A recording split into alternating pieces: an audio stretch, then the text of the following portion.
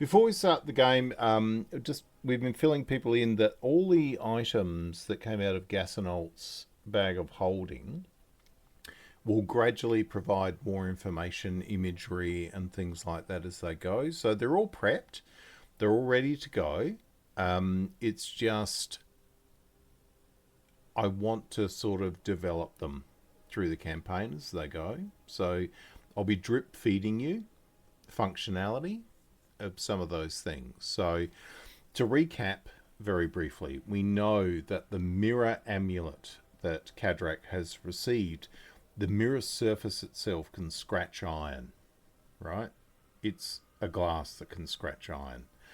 We know that Damien has this sort of half mask with this like almost bestial effigy of a purple sort of crystal mouth within it. There was a beautiful dress comb for that was purported to be Squadge's mother's. We have Filialis receiving a bronze torque, which ended with the effigy of a badger, honey badger style animal on one side and a wolf's head on the other. Which, when Filialis, as your new Tyer of the party, accepted that, seemed somewhat disturbed because it was the last thing to come out. Whereas the rest of you had more sort of deep expressions of consideration. All right, so you do have that.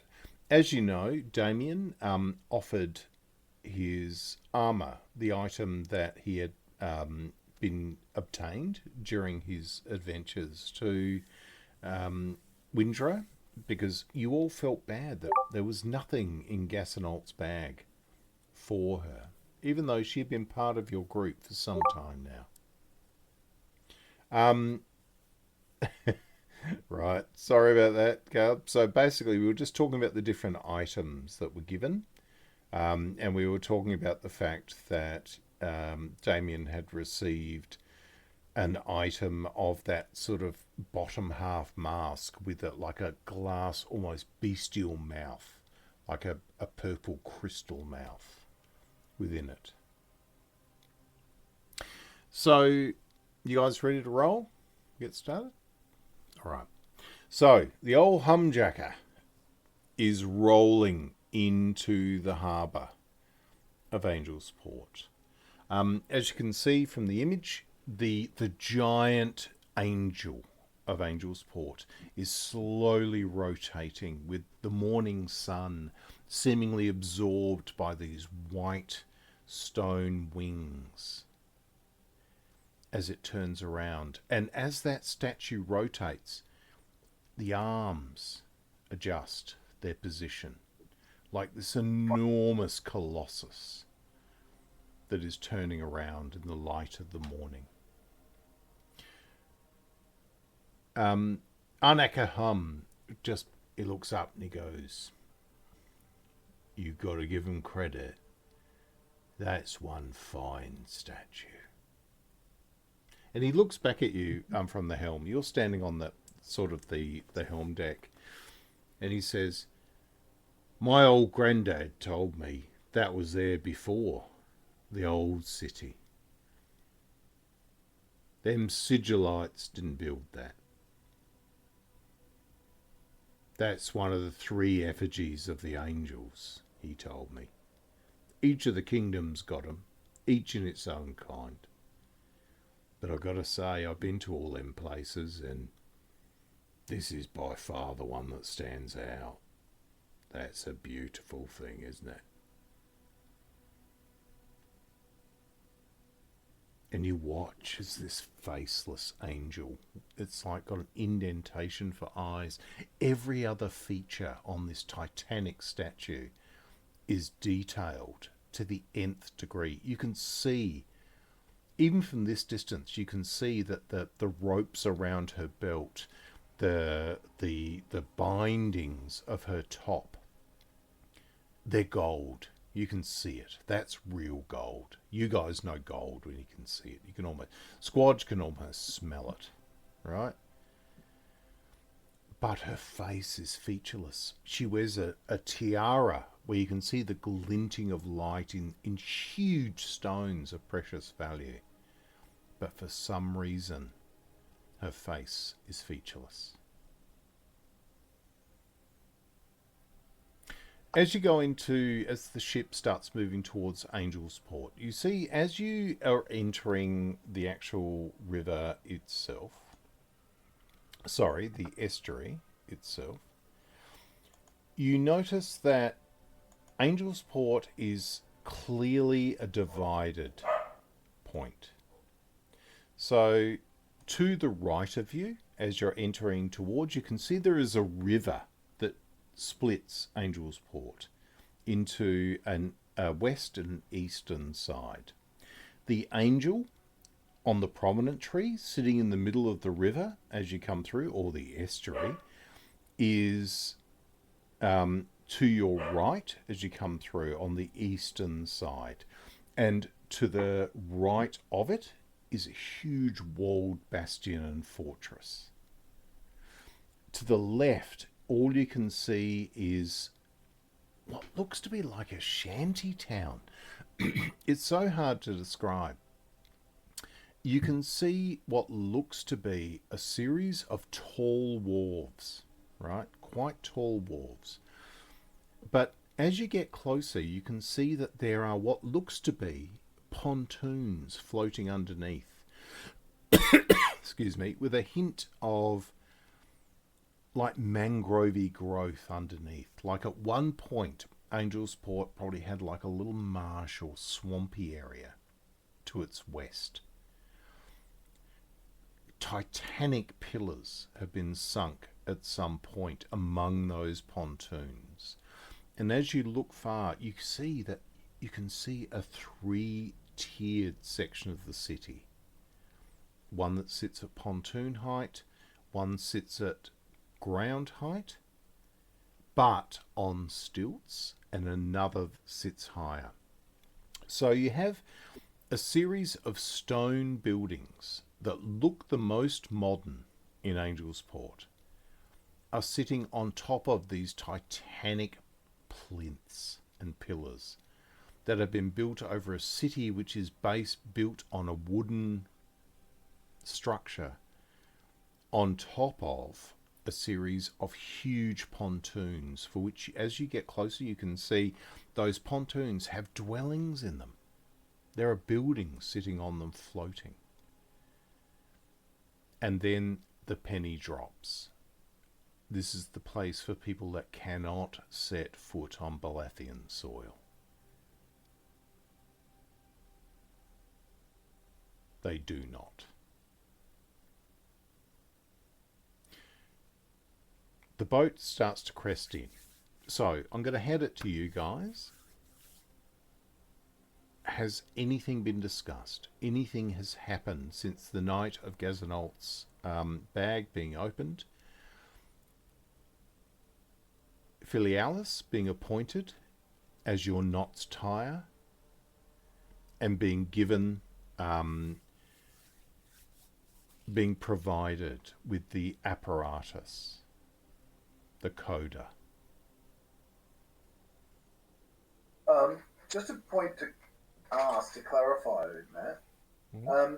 The letter, mm-hmm. was that in the bag, or was that, have we all seen the letter? You have all seen the letter beforehand. Gassanolt showed that to you in Hadring's Anvil when you left Anvil Hall. Ben, make an insight roll for me for Squadge, please.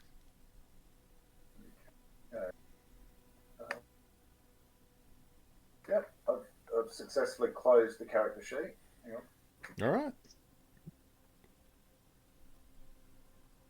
Insight, is it? Yep.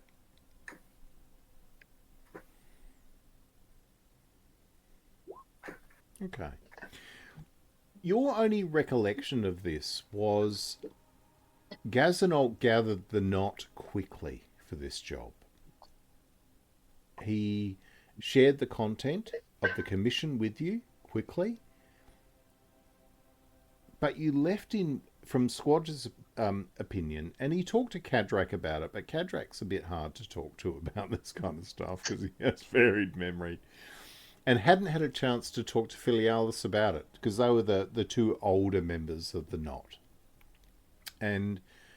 But to Squadge's impression, it was an unseemingly quick departure for a commission. That's just, as you're standing, Squadge, on the... Sorry? Was it hurried? Yes. Like as in... Yeah. Yeah. When I say hurried, was it, you know, in a hurry to get the money, like a sense of excitement or a sense of urgency? I'll get Cadrak to roll insight, but at disadvantage. Okay. When you talked about it. Alright, disadvantage. Okay. Cadrak, you can't offer more, but even with an 8, you agree with Squadge. Normally, there will be a couple of days. Do we need equipment? Do we need something? It seemed unreasonably quick for the way Gassanolt normally would organise a commission. Follow-up question that's maybe a little bit too intelligent for Cadrak, but did we discuss this commission with anyone else other than Gassanolt in the order? Or was it, did everything we hear about this job come from our Tyer? Roll a DC 13 intelligence saving throw for me.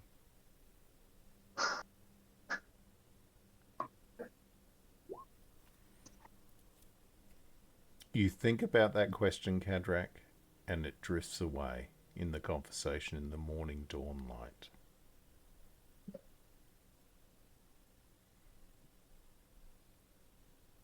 So just for clarification, Yeah. who among us is allowed on the mainland? At the moment, only Squadge. Okay.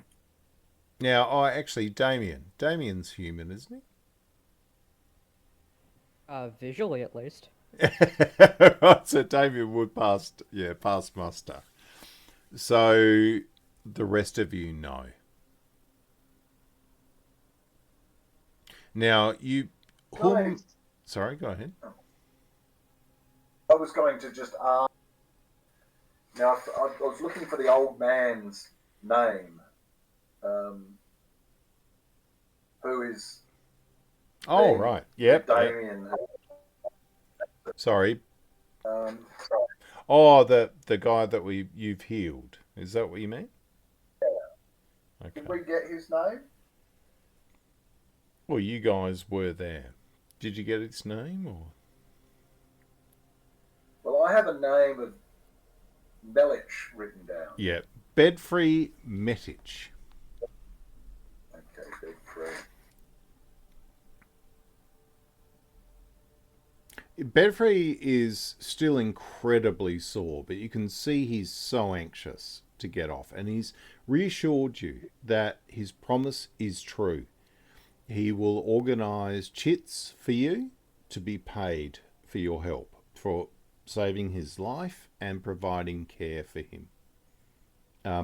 You can see as you are coming in towards the wharfs, he's pulled out this really ornate quill, ready to get some chits ready and sign things as you get off. And he seems very anxious to make sure that you receive that he honours his offer. I'm handing his wallet back to him. Yep. And I'm asking him about Maltor Rabanek. Okay.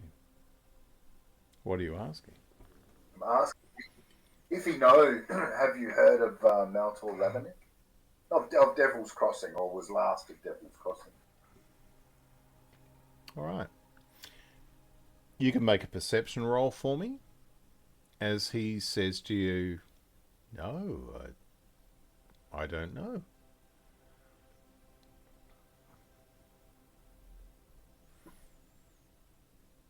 All right.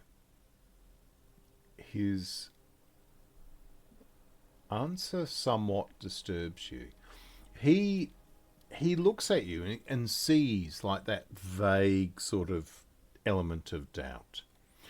As you come through, the ship sort of lurches a bit as you go over, like an estuary bar, as the water coming from the river hits the actual seawater coming through.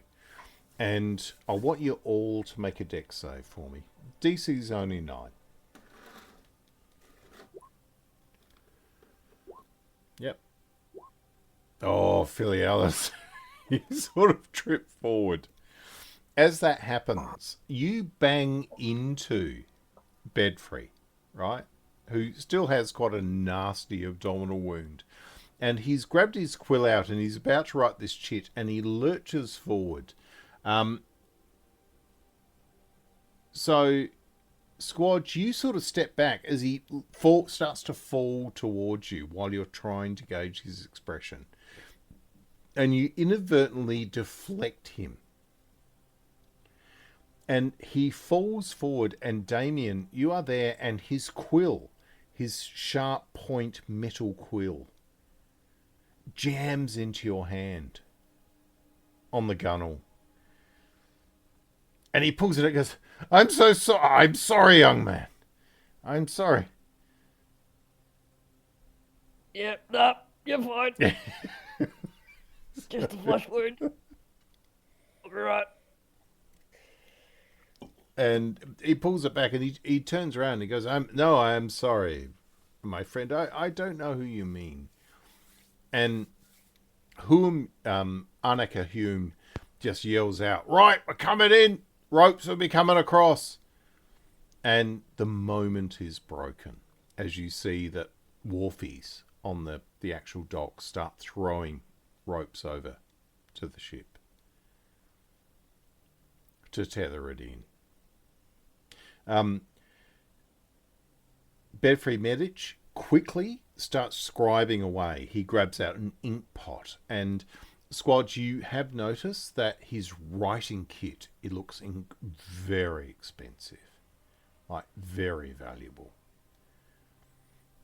Dips it in some of the ink that looks incredibly high quality, and he scribes out a chit and like blows it a little bit, and he looks in his pack and he goes, oh, I'm so sorry, I'm out of powder to dry it. And he holds it and he just shakes it around in the wind, almost frantically trying to dry the chit as the ship gets warped in to the wharf.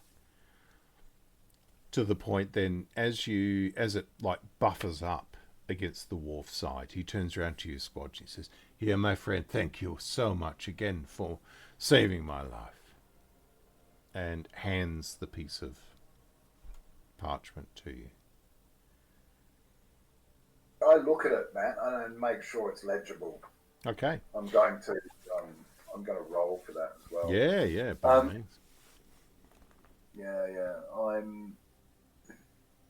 There's a couple of things I'd like to do just quickly. One is, would it be a deception roll to see if there's any deception? No, it'd be investigation. Investigation. Sorry, Ben. I didn't hear a word you said.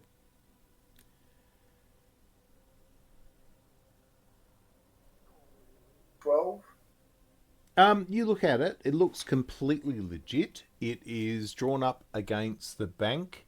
And you can see that there is a payment of 1,000 pieces of gold.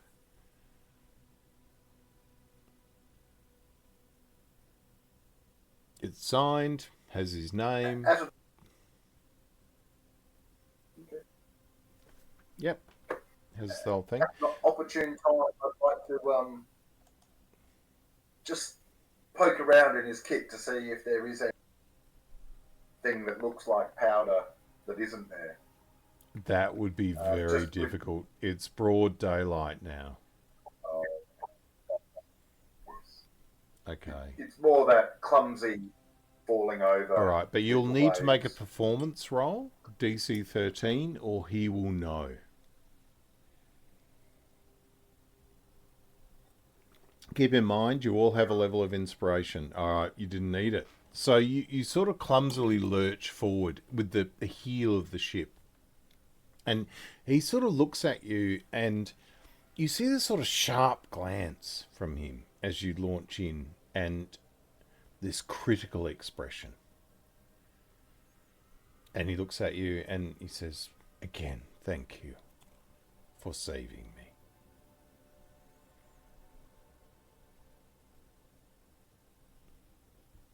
As they start dropping a walkway onto the wharf. All right. Any last other questions? You see that you have been written to chit for 1,000 gold pieces against the Bank of Desmond of the Circle.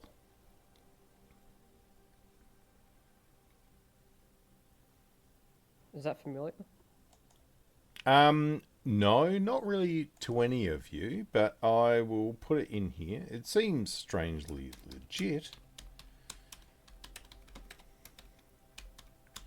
Damien, as you're thinking about it, just give me a straight out history roll.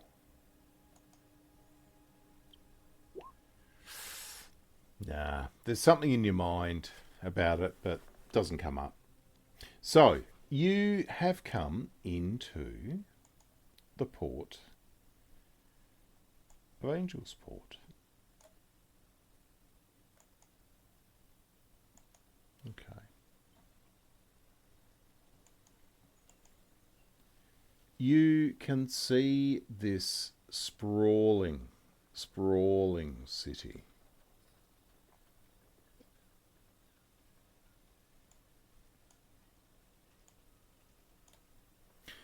You are here.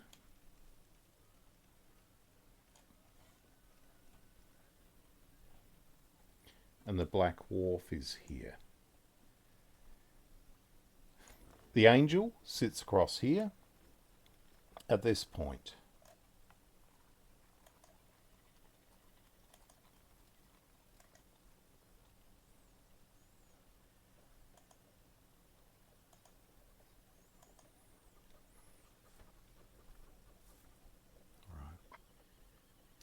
So you walk up onto this wharf. So where the Ole Huumjakker comes in, they actually have to put a gangway that goes up at about 30 degrees to get you from the deck to this high wharf.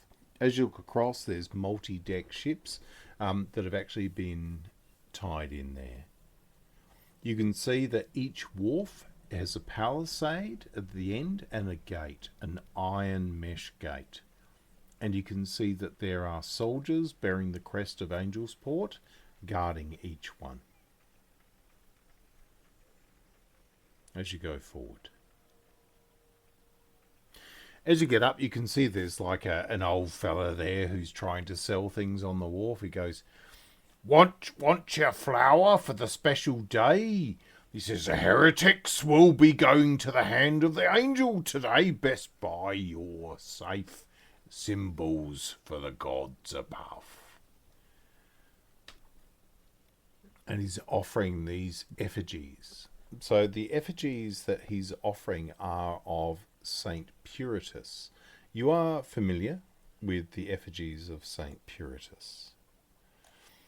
Saint Puritus is the Balathian zealotry symbol.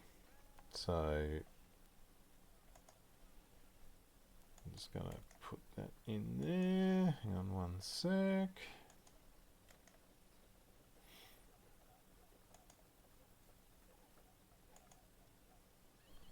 Okay. So he is a symbol of Puritanism in the Empire itself. The master of managing heresy. The Grand Inquisitor from many years ago. So that you know full well that you are in the land of abject zealotry. Oh yeah, no. How much for the Saint Puritus? And he goes, I'd like only. one wood. And he goes, Carved of wood. in my he goes, you shall gain great favour, my lord. And he opens this thing, he opens up a box and he goes, I have some that's made of iron.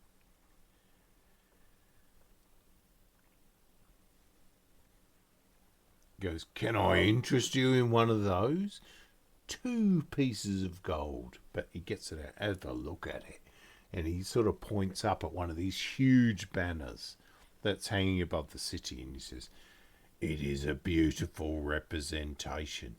He says, do you know full well this iron was taken from the very nail of St. Puritus's foot when he rode upon the holy horse?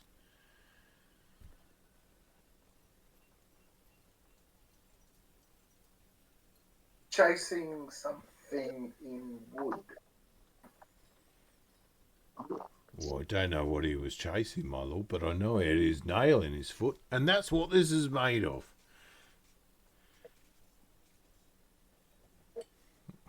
And you see Anything a little...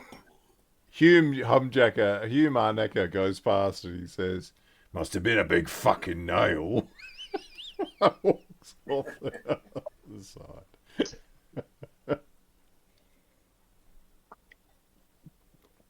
And he sort of What is have you walking. got at the other end?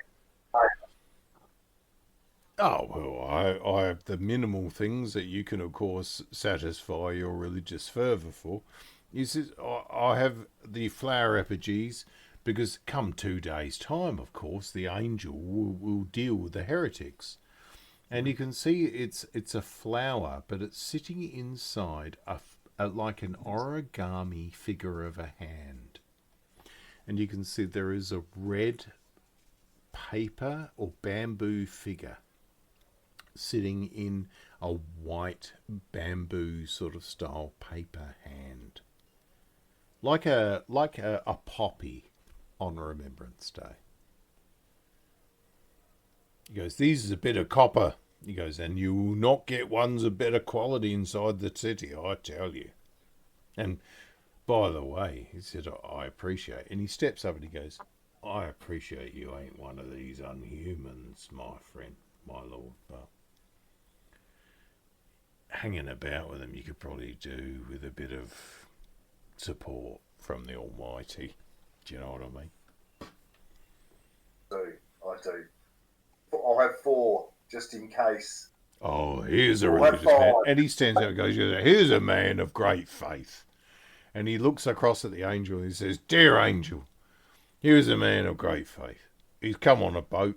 He stepped off a boat full of heresy, and look what he has asked for. And he gets your 4 together and he says, here you go. That'll be 4 pieces of copper. And he opens his flask and drinks something that smells evil and strong. For a little bit, puts that down. Yeah, I'd like 5. I said, is it 5 for 4 gold for 4 copper? Is that what I said? And he puts his thing down. You can see the flask is like half full from this strong liquor. Is that what I said? Fair enough. Is that what I said? Fair enough. A good deal. Here you go. Give me the coin. So I pass it over. All right. So you get given these 5. And Squatch, as you pick them up, you're actually amazed at the skill. And you look at this man. He's broken, right? You can see he's broken. He's a drunk. He's broken. But you look at long, fine fingers, like the hands of an artist. There's something that's brought him to this. And that sense of compassion that you got from your mother comes through. But you take the items, and he thanks you and has another slug. Yeah, good. I'd like to hand everyone one of these when we're about. Okay. I would like to politely decline. I'm alright. Thank you. So you notice that when you start handing one towards Damien, it explodes into flame. But no, it doesn't quite happen that way. That he politely declines that. So you set that aside. As you go I'm up also to the gonna gate... I'm just making sure I hide my holy symbol as well. Okay, so everything's tucked away. That's why you wear that really big sort of purple scarf around your neck. To hide that stuff. Because you're sensible. You know this will be a problem. So you've done that. Side note, it is a yellow scarf. Oh, sorry. Yellow scarf. It's My all right. apologies. My apologies. So as you go forward, you come up towards what looks to be like a large gate in the palisade. But not large in the context. Not a castle gate. It's a large, probably about 8 foot wide, probably about 10 foot high. As you walk forward, there is a small queue building. All right. Who of you would be first in the queue?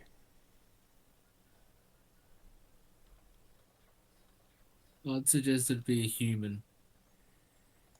All right. You only got 2 choices. You're the Tyer, man, of the knot. You direct the knot. What's happening? Slight hands. All right. So, All right. Squadge, you're going forward towards the front. All right. Yep. So, you come forward, and there is this prodigiously sized fellow standing in front of you. He looks like he has Kundum heritage, but similarly is wearing robes that would argue that he has heritage in Ilath as well. He's wearing a mixture of what you would describe as sort of Arabic come other outfits. He looks back to you and he turns back, this like welcoming face of a very large individual, and he says to you, "Oh, you're here to sell things, are you?" We're here to buy as well. No. We trade, we do. You come off the Ole Huumjakker there, I see. I know. We have. There's a. Oh, there was a story about the bulls that are on there. My God, we ate well when one of them went under. Oh, you have bulls. You have bulls. They are very important to my people. And then behind you, Arnaka is sitting at the back and he goes, "One of them died in a storm." This guy goes, "Oh, that is very bad luck among my people." He goes, "Are you interested in olives?"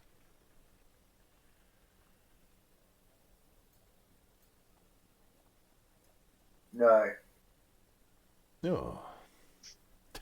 not That is at a all. shame. That is my difference. My name is Thuum. I'm Thuum Olive Seller. I am a procurer of olives and olive oil and olive meat, olive wood, you name it. If it's olive, I can help you out. My family has been involved in the sale and purveyance of olive-based products for centuries. Did we have a bunch of olives on our boat as well as bulls? No. Annika has told you his next order was to come to Angelsport to take it on board. Yeah. And he goes, and he looks back, and he looks back towards Damien, and he goes, you young man there, are you condemned? Are you from my people? You look like my people. And he steps around. He looks at you and he says, yeah, you do. But you do not look like you are from the common folk. Are you from the noble folk? No, not at all. No, I'm just a guy. Oh, all right. Anyway, look, as I said, I think I am next. My name is Thum Oliveseller. If you have, please come. We make oil. I show you how we make it. We have great vats under the Blackwharf. We make oil, and you're always welcome. I miss my family. And he looks back at Damien and goes, people for condom here. He goes, are you a criminal? No. It's such a relief. Most of the people from my country are criminals here. Yes. Yes. Oh no. And he looks back and goes, okay. Damien, make a perception roll for me, please. Oh, it's gonna be fun for me. Okay, this guy is clearly a Kanifa from Kundum. So you can pick his people by his look. He is a Kanifa. So it's terrible, but in your mind, Kanifa are a slave race. Right? They are second-class citizens, but they've made good in the big time. Right? For the rest of you, and I think you would probably share this, Kanifa is a city in Kundum, but they have bred a working class in Kanifa of bigger, powerful individuals. Like, they've just bred them down like livestock until they actually took over their own city and have gained control underneath one of the necrogogs. So there you go. So they sort of remind you, Damien, a bit of Cadrak. They're a bit light on mentally, but they're good people. All right. So you see Thum comes to the gate. He pays some sort of entry toll. They talk about cargo. They talk about whatever. He hands over some documents. He pays about 300 pieces of gold for the content of his ship. And he goes through the gate. As you walk up, you come and there is a servitor wearing the actual insignia of the actual city itself. So, as you do that, you walk up, Squatch, with the effigy of Saint Puritas, and he looks up from the actual desk and says to you, "Have you bought that for tourism or faith?" And he looks at you intently. We honour the faith of those who we visit on our travels. So I guess it's a bit of both, my friend. And clearly your clothing identifies you as being Osurian. You can't hide it. And he looks at you and he says, "Fair enough." And he sort of leans out of his chair and looks at the rest of you. He looks back. These people are with you. We are together. We travel together. He looks at you with this very, very unkind expression. He says, maybe you should think about your options into the future, my friend. But this has nothing to do with me. Are you bringing in cargo or are you passengers? Now you see at the back, Anaka comes up and goes, they're on my boat, they're passengers. He goes, very well. A piece of silver to enter the Blackwharf. So I pay a piece of silver for us all. Okay. Is it one for all of us or one? No, per one person? each. One each. One per person. I pay 5 silver. Okay.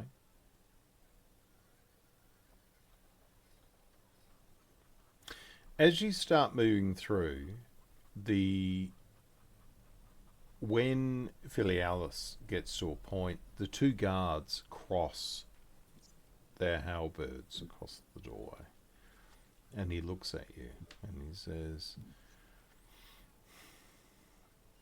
you understand, Beastman. We shall have none of your shape-shifting while you are here. You understand that, don't you? Loud and clear. And your friend, you look at Windra behind you.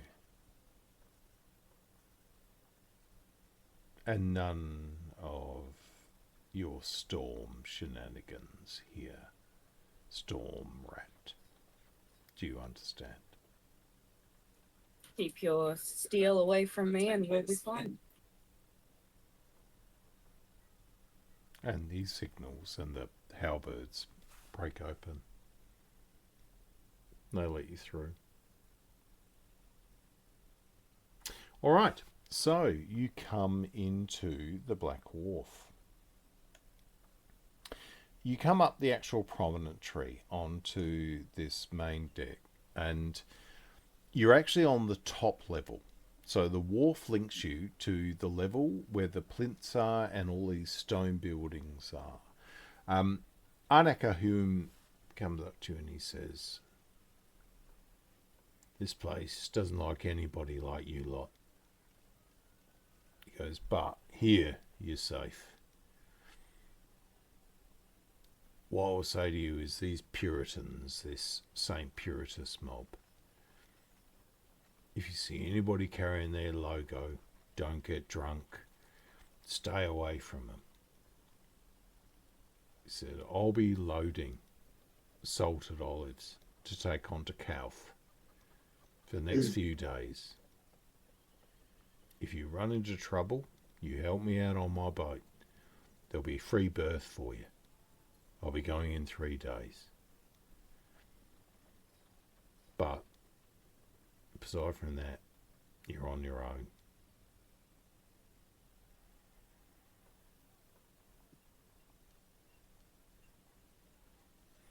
And he just drifts off into the crowd. So, you've arrived. You know now that you're at the point where you have the commission, and you're at the point where you need to give consideration to activate the Coda. You've got the letter. You know you need to meet with somebody, but you need the contact in Angelsport to do that. All right. So I'm going to go and get a refill, and I will see you. Have a conversation. Let me know what you're going to do when I get back. All right? Okay.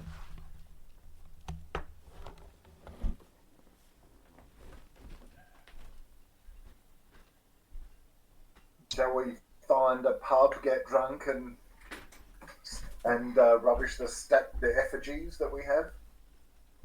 Go find someone carrying a St. Puritas logo and have a little play. Oh yeah, no, I think we burned the logos, but no, I still I think think just the logos. Old Town.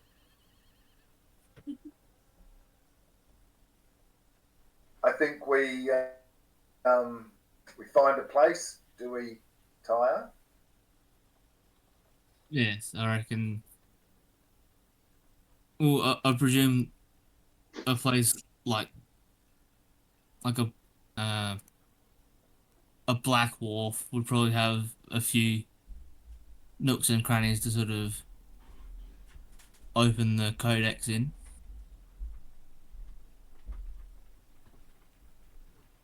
Just to clarify, so we're allowed within this big black wall that's around the main area, and then not outside that? No, I think the river binds us. The river through Okay. the middle. Right, so we can't go into Angel's Shawl. We can stay in the Merchant's Bridge and the Wharf. I'd Yeah. presume the Merchant's Bridge would probably be the. We probably can't go over that, Right. presumably. Would you like to make some inquiries about the boundary, Blackwharf? Yes. Okay. So yeah. No, you go. So make an investigation roll for me for Windra, but at advantage as you're walking around once you pay the tithe.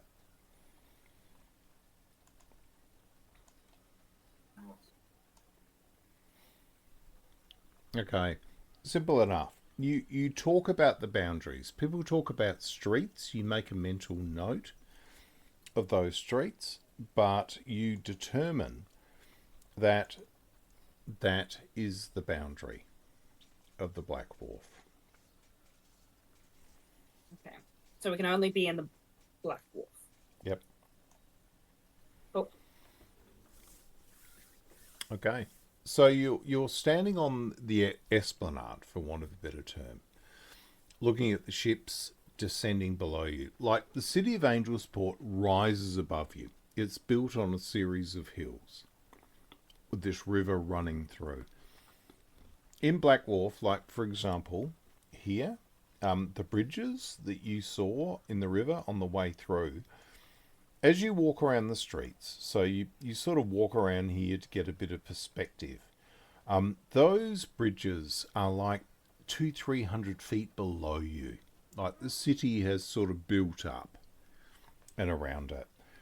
You look back over here, you can see a large, like basilica-looking building, and you've actually found out that that is what's called the Black Palace, or the Basilica of Ascension.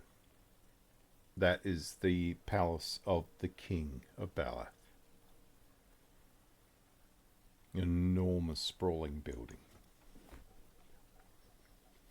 So basically you sort of spend the next hour walking around, orientating yourself and working out, and come back to the wharf eventually with the view of how are you going to handle the next step of what you want to do.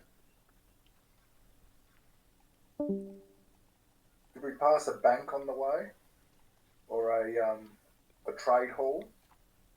Someone that may be able to cash the chip? You can make an inquiry, so by all means, an investigation roll to see if you can work it out. Who did we just lose? We've lost Tom. Yeah.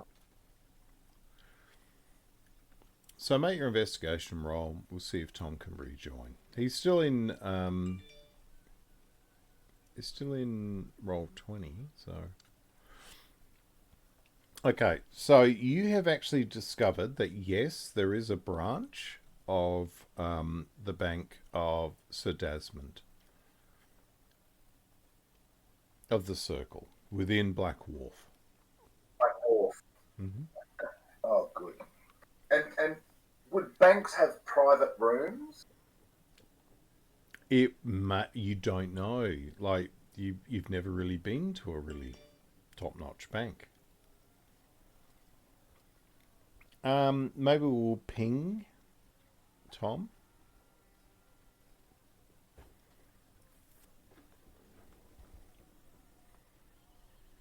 See what's going on. think he's dropped out of roll 20 as well. Trigger hasn't paid his bill. Mm.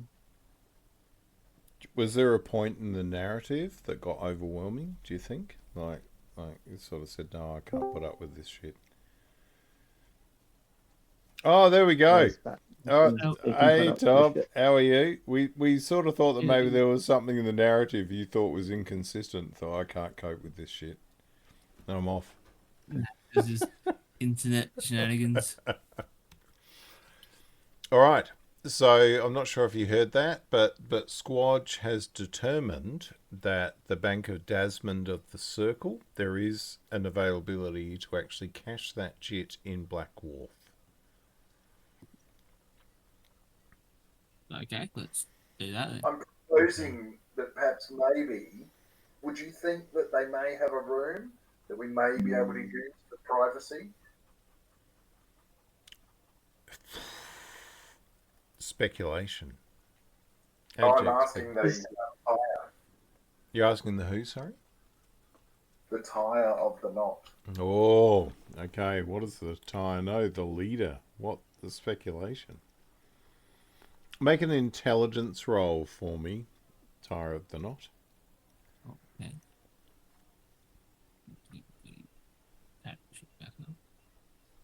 Intelligence. Yep.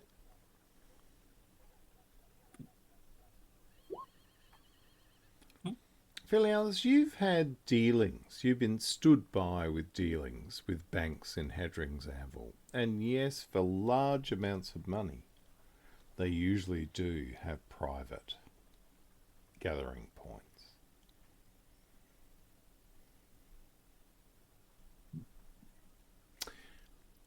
Cadrak, make me a DC 13 intelligence saving throw.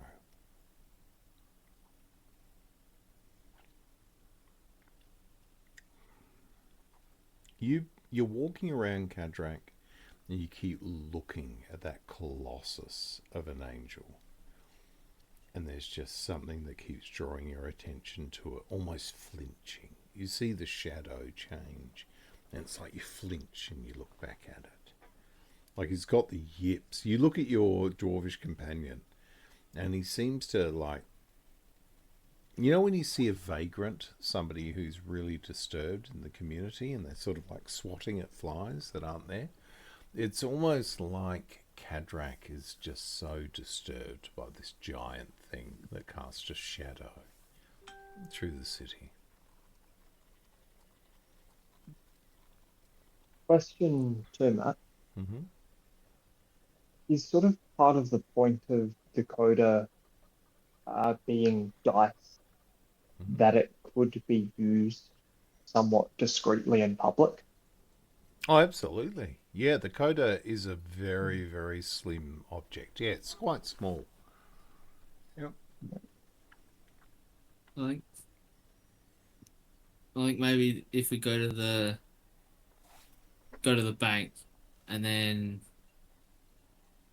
cash the shits and then work it out from find there. a bit of a discreet sort of spot to do it, alley or whatever. Yeah, because I think we're not. I don't think we want to draw too much attention to ourselves, and splashing enough money for a private room would probably draw some eyes that we probably don't want. Yeah. Okay, so you talk. Obviously, Cadrak, you sort of talking to Philialis about the size of the Coda and stuff. Doing it on the quiet. Make another intelligence saving throw. This time the DC is 11.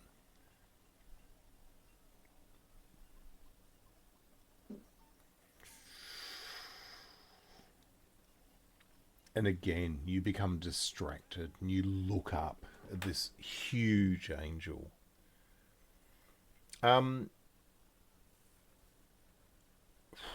Make a wisdom saving throw for me.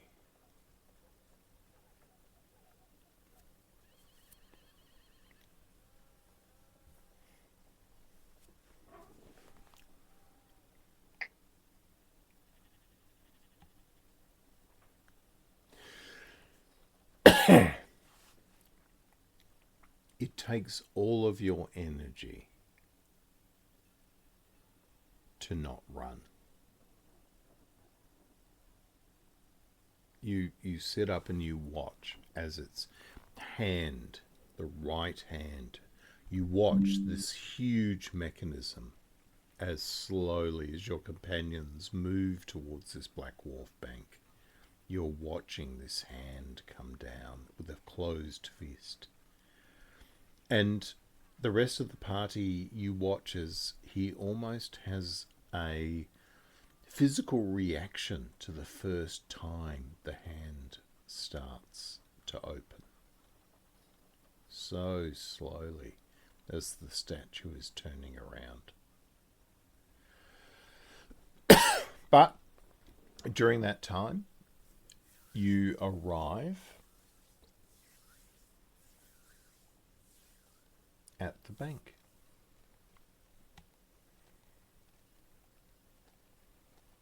The bank is a somewhat quite modern building, stone, built at this high level. It is what you would expect from a bank. It's a very solidly built building. There are guards that clearly know their business on the outside, but welcoming in people. Like you see a dribble of people going in, going out.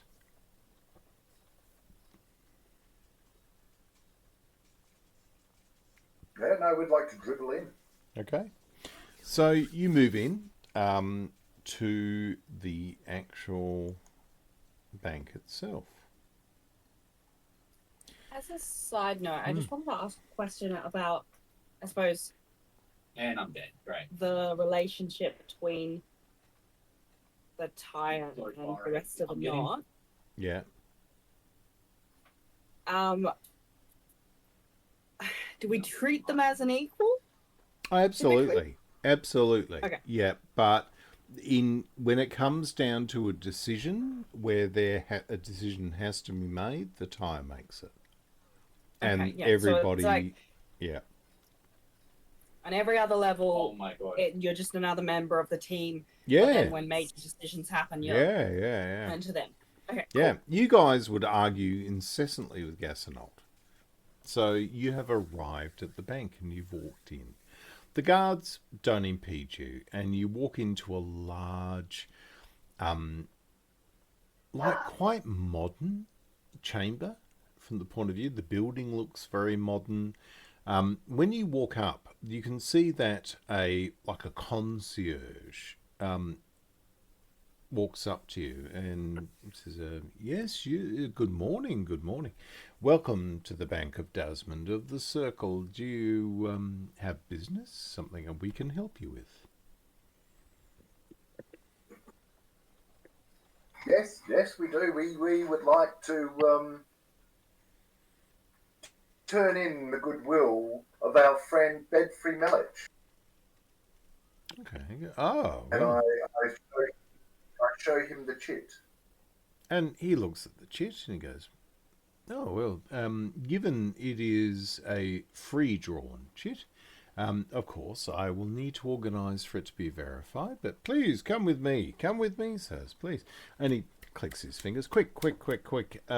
Tea, water, something to bide your time? We are quite tired from our travels. Is there somewhere where we can sit in private? And he looks at the sum and he goes, certainly, a meeting room, perhaps. A meeting room. I'll have some light refreshments brought there.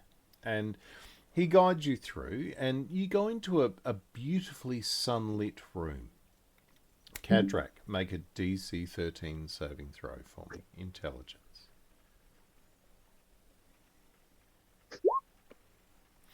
There is. Right. You walk through the doors, right? The rest of your you freeze, and the rest of your party go through, and you're looking through at this building, and you're just looking at this colossus statue. Damien, you note that Cadrak crushes the effigy that was bought by Squodge in his hand, like this incredible strength in these hard human hands as he crushes it, almost without looking at anybody in the room, just gazing at this effigy, looking at him through the window. You have an opportunity, Damien. I'll give you a medicine roll to sort of, you look at your friend, he's disturbed, you know he's challenged, and you're trying to guide him into the room.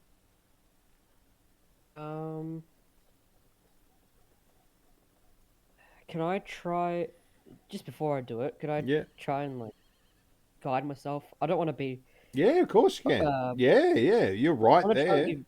It's verbal and somatic. I'd like it to be try to be subtle about it, but... No, you're just muttering to yourself through your muffle that you're wearing to hide your holy symbol.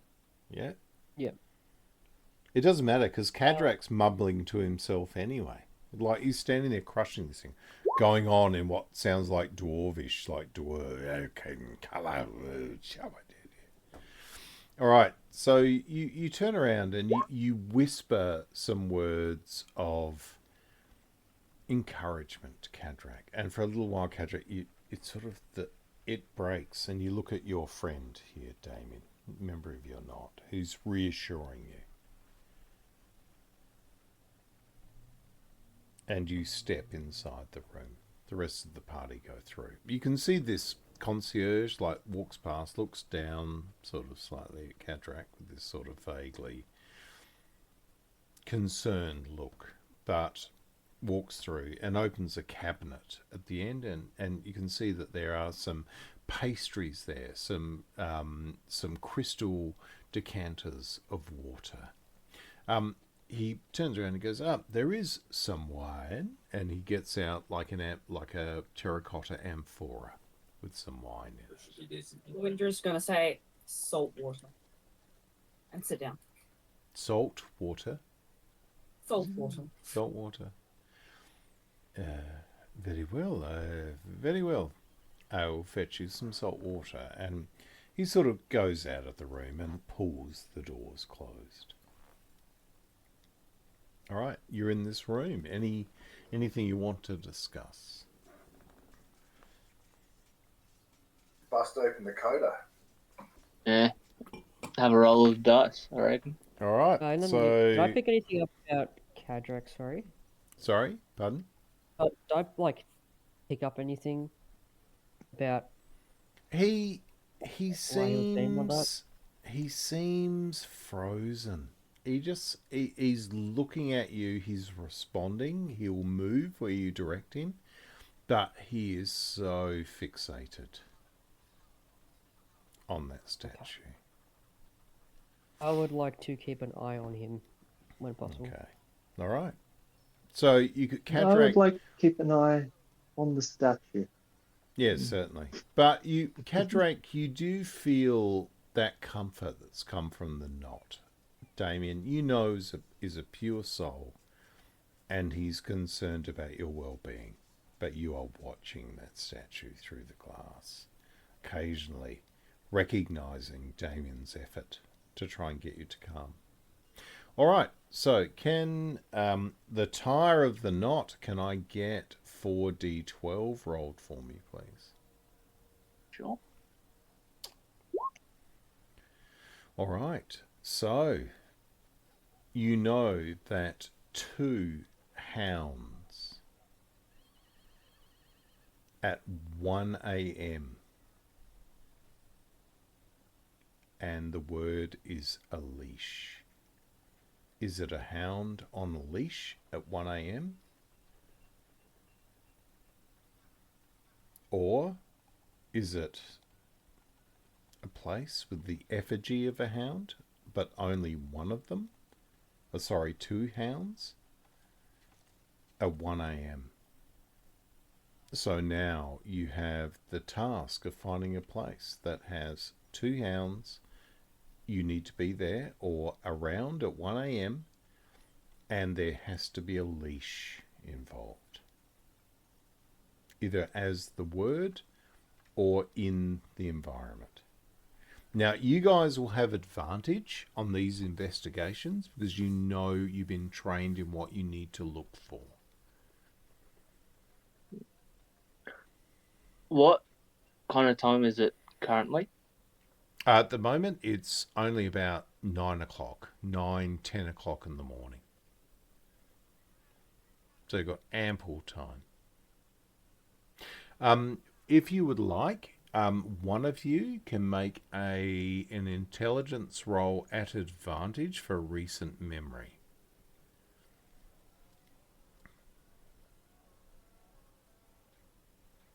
Got a semi-decent intelligence, but Okay. I'm happy for someone else to make the roll. Mm-hmm. I don't. My intelligence not good. Mine's excellent. Oh, I can tell. Cadrak's our boy. Yeah. Okay. Oh! Is that your normal intelligence roll? There's no modifier there? No modifier. Sorry, that's an intelligence save with 2. Sorry, so it would be an 18. 18. All right. The roll was 18. All right. So, you know, Squadge, on the way up, you actually saw what looks to be a martial training yard. You saw it like a palisaded area in an open thing, and it had 2 dogs' heads above the gate.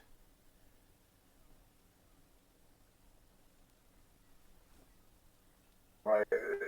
You all saw the yard where the fighting men trained. Mm. The 2 dogs. Yep. So basically, Can I what I'll roll do... to understand that? Yeah, you broke up a bit, mate.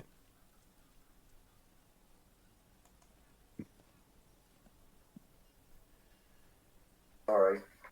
Yeah. I said you all saw the training yard where the men fight with the dogs with the 2 heads. Okay. So that point is here from when you were looking at the actual palace. This common area here seems to be a training ground for mercenaries in the area. You saw the effigies of 2 dogs above the door. One of you roll d20 for me.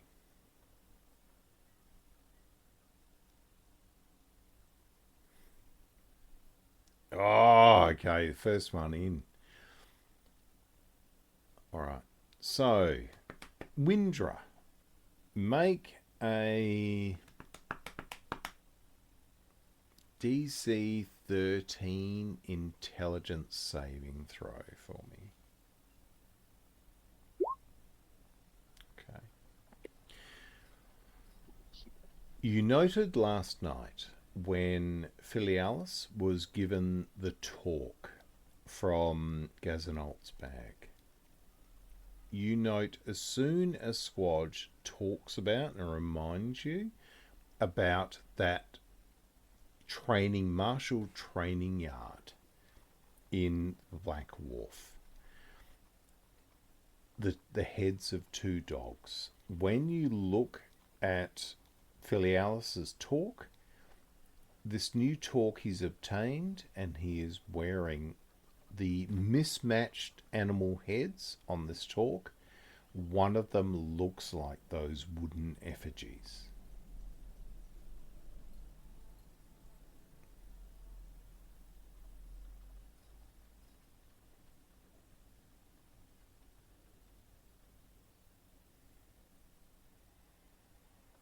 Okay.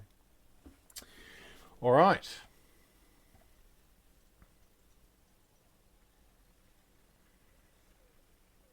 Windra's gonna turn to Filialis and say, "You're going on the leash." All right. So you wait for a little while. The doors open, and you see a man in robes come in, and he is saying, "Oh, good morning, everybody.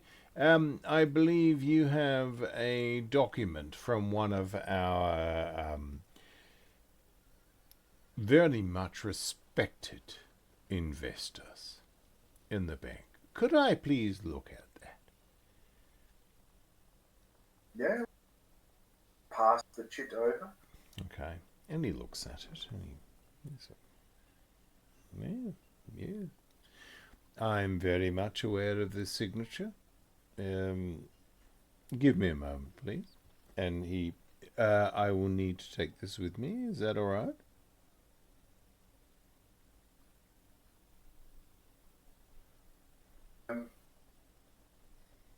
Is he wearing bank clothes? Oh, no, he's definitely a functionary. Yeah. He's definitely a functionary of the bank.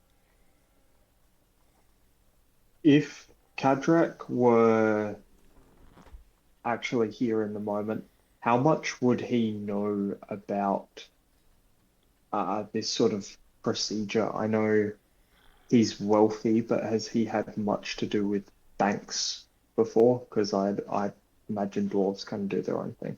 Yeah. Again, Max, DC 13 intelligence saving throw. You're locking me out the game, Matt. I'm not. Oh, there we go. No, I'm back. There we go. You're back. You're back. Yeah. All right. You have this. You get this head. Your head. You turn away from the effigy. But you know, in that moment, you have two options. Do you want the answer about the statue, the thing that's been plaguing your mind for a while? The other comes into your mind, or do you want the answer about the question you've asked yourself?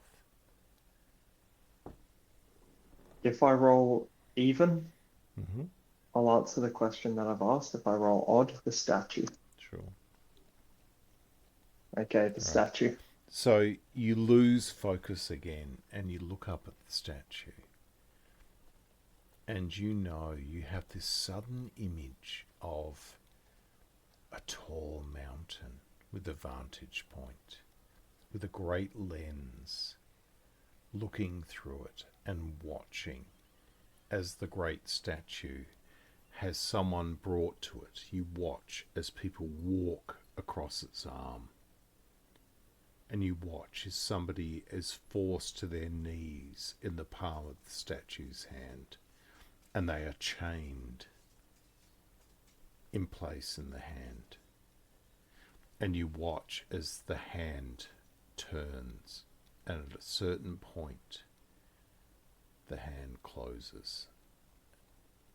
And there's muffled screams of the person inside the hand. And then you watch what looks to be something going down like a water slide. And you see a couple of old, misshapen men in a dark room watching as a liquid, like blood, comes through a tube in the wall and pours into a jug. And Now, it goes. sorry.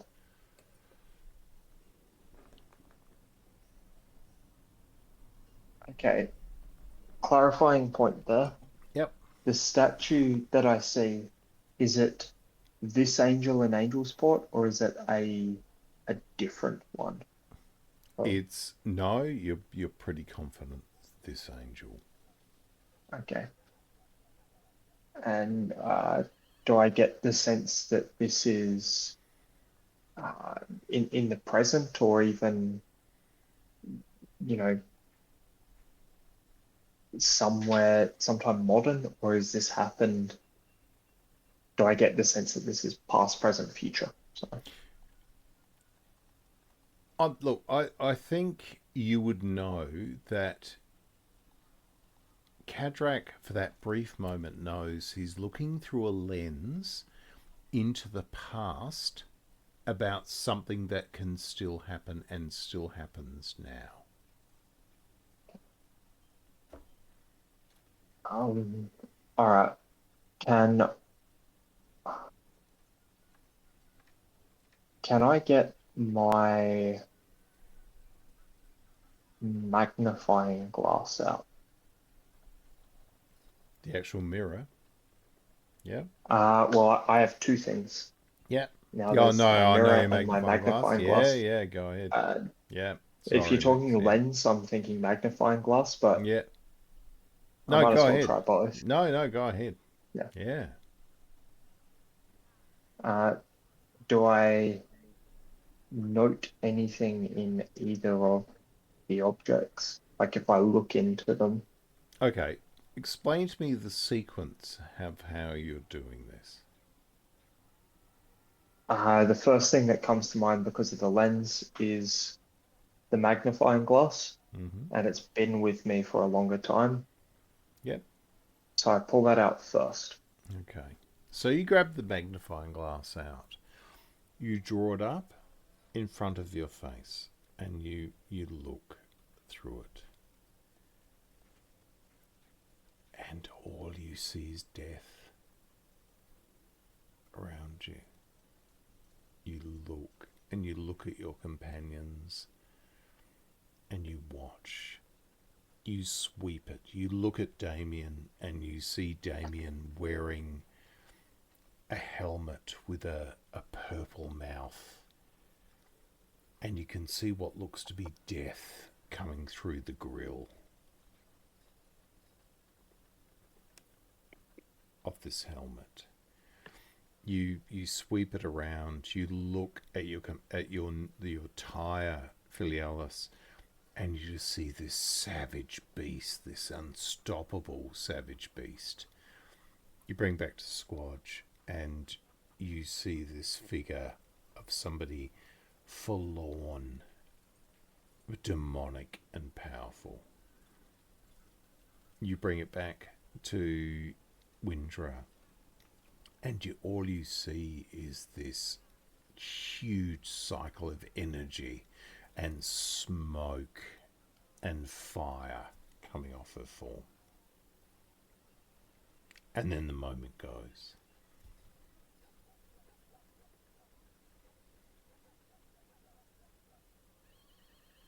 As it dies, I would try to use the mirror to look at my own reflection, my own visage. Okay.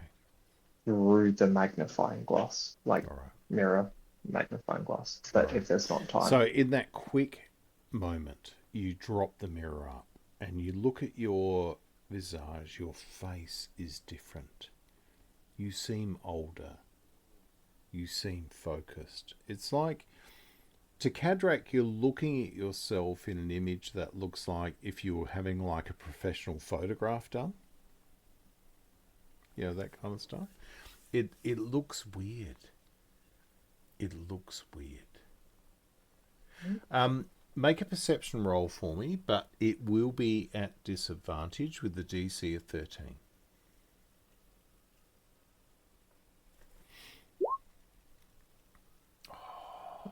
Something around his neck and face evades you, and then you're back. Well, sorry for the sidetrack, everyone, but no, you sort of, you turn around and your companions are looking at you. It's like Cadrak. I think Cadrak in himself is a very much a tactile person. Like you'll reach for things, you know, like they're used to that.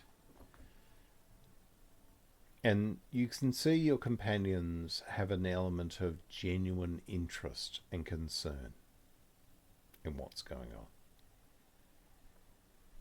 But there's this wave of bile in Cadrak's throat. He, like so many times before in his life, he knows there's something he knows, but he can't get it out. It's like it doesn't belong to him. The thought, that's not mine. He's not a thief. He's a rapscallion. He's not a common thief. His thoughts are his own. and then it subsides and he becomes calm again.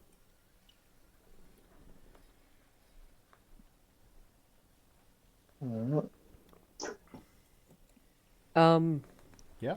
Just for the hell of it, because why not? I'm going to use my Eyes of the Grave feature. Yeah.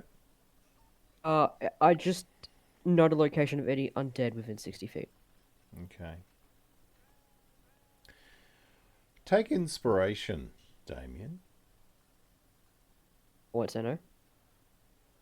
You look across at your friend Cadrak and you see a duality of life in him.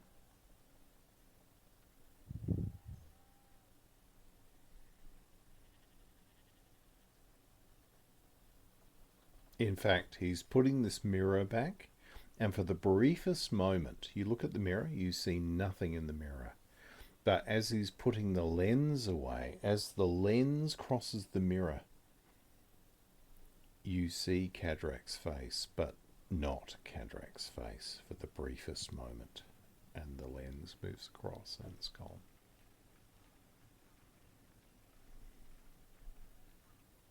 Now, in your case, make a perception roll, but it would be DC 19, extremely high.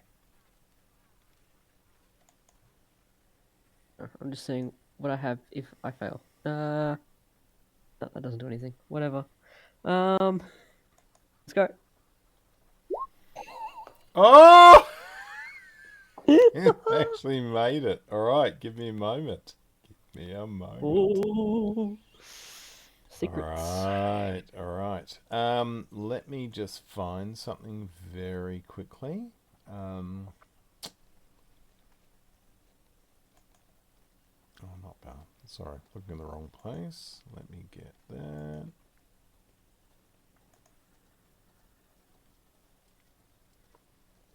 Sorry, guys. Take a moment. Okay.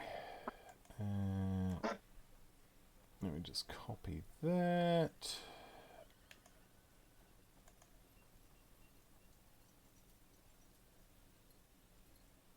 All right. So for the briefest moment in this image that you see, what have we got? This symbol appears.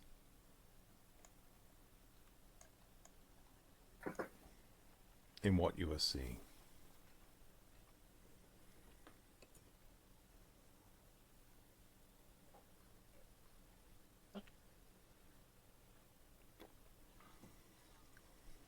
All right. At that moment, the door opens and the functionary comes back in with a small, like, light wood box. You know, it's sort of like a gift box, nothing expensive. And he walks through and he says, sir, and he walks towards Squatch, here is the value of your chit. Thank you very much. We have credited the account that was involved. Thank you very much. Please finish your drinks and we will enjoy doing business with you once again. And he turns around and walks out. He seems a bit agitated as he leaves.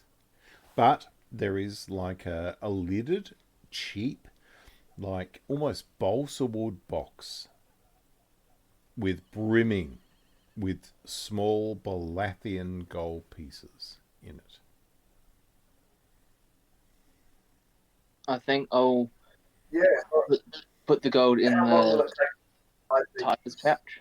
Yeah, the bag of holding. Yeah, the whole box. Yeah, I'll just put it in Pour there. it in. Safekeeping. All right. So, Tommy, can you put the bag of holding, pull one from the compendium into your... Yeah. Yep. And you've got that. So as the Tyer, you'll have to maintain the list of what's in that bag of holding. All right? Yep. Damien, make a wisdom saving throw for me. Okay. Yep. In advance, I will use my favored by the gods. Yep. Just in case. Okay. So I get an extra 2d4. Okay. So that's a 15 total. Okay. You hear the voice of your father come into your ears while you're looking at this. He says to you, "The bright eye will do you no favors, my son. Stay away from the watchers of the tower, for their lens can confuse those who look through it."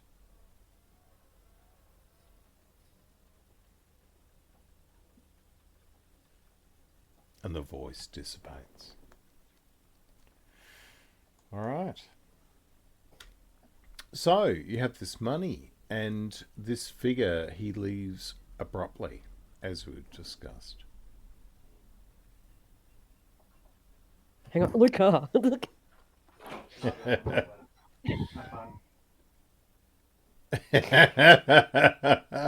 Nobody does that to me. I'm jealous. All right, go ahead.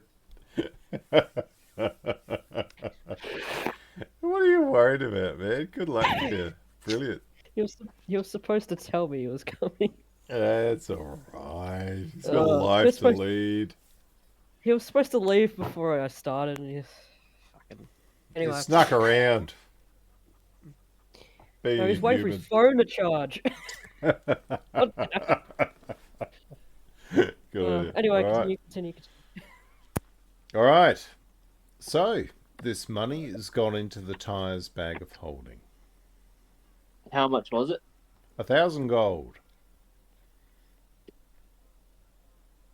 You guys are flush, but you know that you are looking for 2 hounds. I believe at 1 a.m. Yep. Yeah. Now, I'm not going to keep track of this for you. So if you lose track of the directions of the Coda, your problem. Alright. Are we dividing the cash, or is someone just holding onto it? It's gone into the Tyer's bag of holding. Yeah, right. Fair enough. Either way, since Windra can't carry coin because it's metal, I've already rolled a d4 to see who she trusts the most to carry her portion of any cash, and it was Billy Alice anyway. So there you go. See, so the Tyer's mantle is paying off. Yeah. Right. Okay. So you come out, I imagine, after a time, you finish a couple of cakes, free breakfast, you walk out of the Bank of Desmond of the Circle. Now, on the way out, you see there are some information, in effigies on the wall, and you find out that Saint Desmond is the knight saint of the Knights Circle, which are the primary militant order of Balath. Now, the interesting thing about the Knights Circle that you read is they are not a religious order. They are an order about the protection of the realm, not about the Holy Sigil, or the Church, or the Angel. They're like, to think about them, think about them as like a non-religious Jesuit order.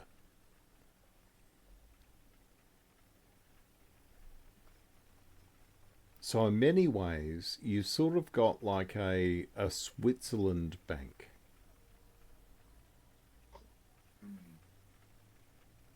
Now, I'll take you through. So just very quickly, as you're going around, you're talking to people, you're learning a little bit more. So we'll go back to the map of Balath.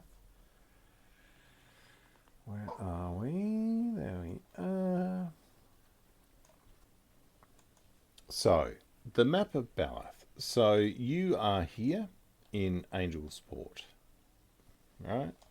Knight's Circle is a fortified city to the northeast.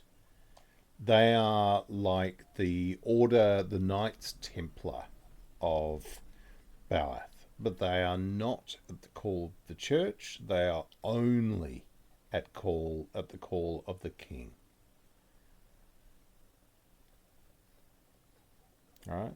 When you walk around, you're talking to people through the day as you're giving consideration for the two hounds, you know, the military art. It strikes you in Ballath there is a huge division between the church and the state, which seems to be, when you talk to people, is getting worse. All right. The problem you've got in the Blackwharf, there are so many people who are anti-church, anti-crown, that it's difficult to determine whether their views are purely personal or they are legitimate. Okay. So, you've got your gold.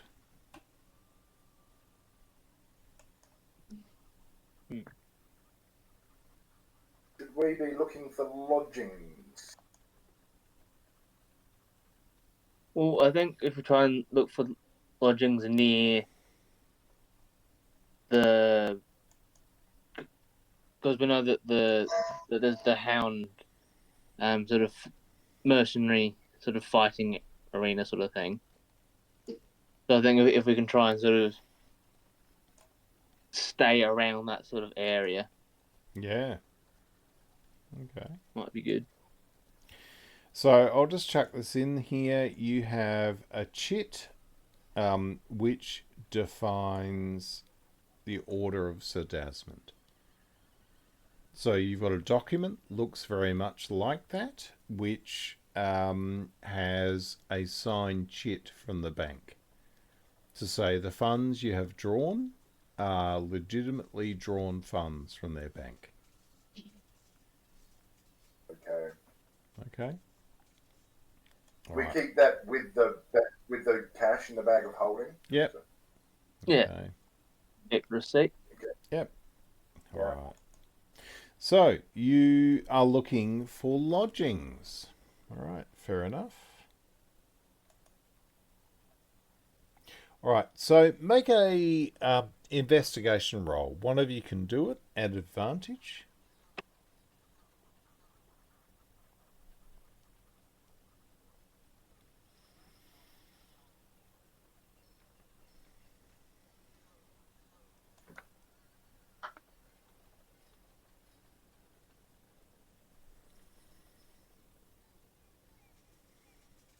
Somebody? Anyone? Sorry, I'm not doing it.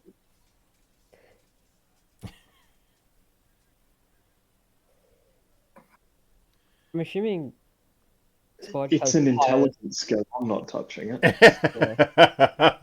So this is great. Like, I can imagine this whole knot. Somebody's got to look for an inn. No, I'm not doing it. I'm not doing it. I'm not doing it. Somebody's got to do it. I'm just curious, what's everyone's actual intelligence score? Yeah, I think it's a reasonable question. Reasonable. And I think you would know based on the fact you've been with intelligence of this people. party? Mine is 8 with a -1. Mine's the same. 6?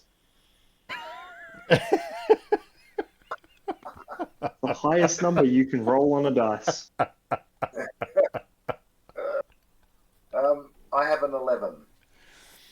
You're the luminary in the group, yeah? Yeah, Right. I'm a 10. I'm so average. Oh no. To think that Kadrak is wise among his own tribe. Yeah. And that's the thing. I think the rest of you have felt like a little bit like frauds, because Cadrak would be the first one to talk about his lack of intellect, and the rest of you would smile and nod, knowing that. I'm not going to say a word, but Cadrak, really? Yeah. Okay. Okay. So, Moving on. investigation. So, Squatch, you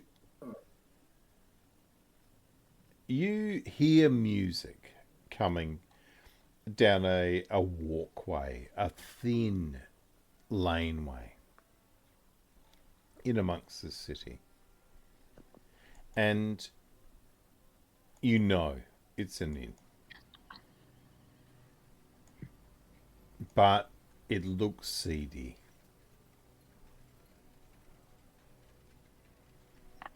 Alright? Okay. When you walk up... So I take off my effigy. Yep, you got it ready? Okay. So when you walk towards the door, make a perception roll for me.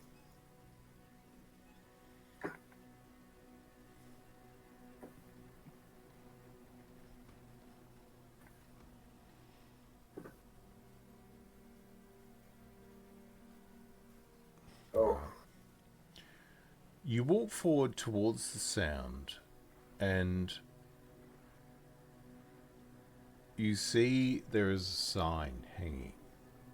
And when you look up, you see it is some kind of hunter with a spear holding the reins of what looks to be 2 dogs attacking a boar.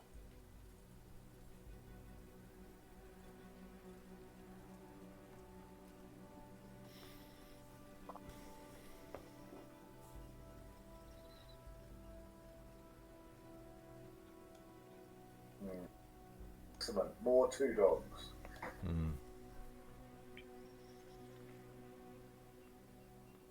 Holding the reins of 2 dogs attacking a boar.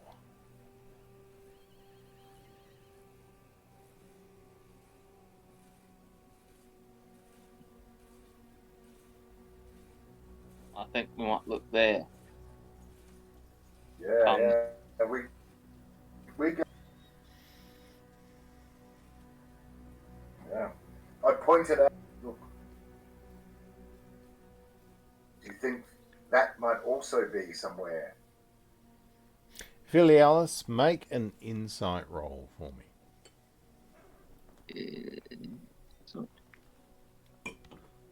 Okay. All right. The image of 2 dogs being held in check. This can't be wrong. This must be the place. And you go forward towards it, the door. What's the time again? Now, it's only it's about lunchtime. Might have a while to wait. Who's going in to this old building? Old for the top level of the Blackwharf. Yeah, I'll go in. Yeah. Close to the group. Yeah. So I'm interested. Yeah. So We you... can't wait till... The secret time. Yeah? Okay. What do you want to do? Filialis is cool. Okay. All right. Windra, make a Constitution saving throw for me.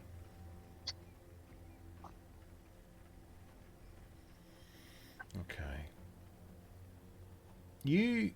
As you're looking at the door, you're walking forward, and you have this sudden link to your home. And it's almost like as you move forward towards the door with this effigy sitting across it, you have this image in your mind of the pull to home. And you can see these two dogs sitting above the needle of Devil's Crossing. You don't know what it means, but it sits in your mind.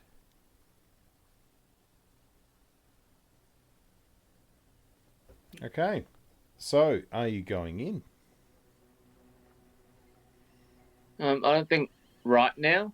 I think we find sort of lodging and then like nearby lodging. So not going in, you're going to try and find somewhere else around the area? Yes. Yeah.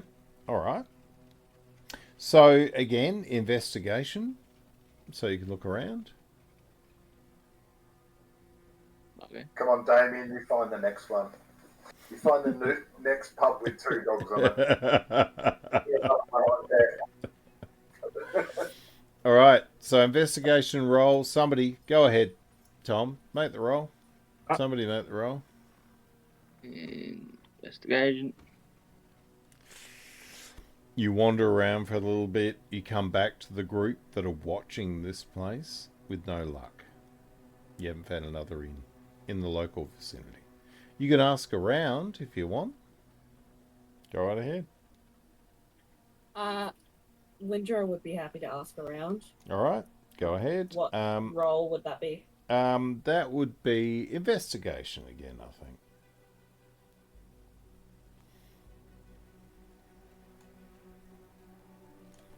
I'm good at talking to Okay. people. So you go around, you actually find an inn. So what I'll do, I'll just mark up here where we are.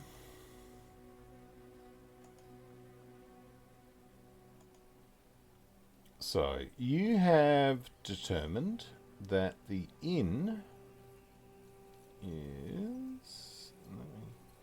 What's going on? Sorry, some functionality is not working. Here we are. So the inn you're looking for is here. That's where you were, right?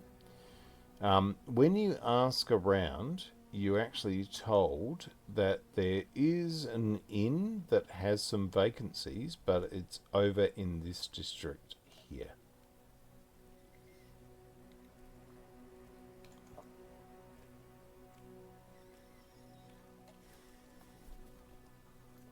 What would be the punishment if it is a crime to sleep in the street right here? Blackwharf isn't really monitored that closely. Windra suggests sleeping rough between the two locations. Okay. With that investigation roll, make an intelligence roll for me, Windra, with advantage. Ooh, okay.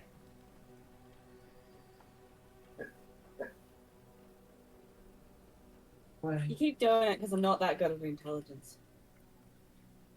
Yeah, I mean, that's what I thought. So what's the plan?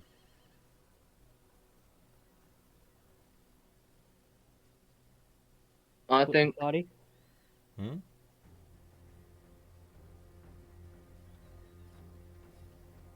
I still think, seeing as we're like even though the Blackwharf is accepting of all us non-humans, I still don't think that there'll still be zealots around. And I think if we give them a opportunity, they will take that opportunity. If you know what I mean. So I think going to the inn and being a bit more out of the public view is probably good. Okay. So this inn? Yeah. Or, yeah, not the two-headed dog leash inn. Yeah, and I think we sort of,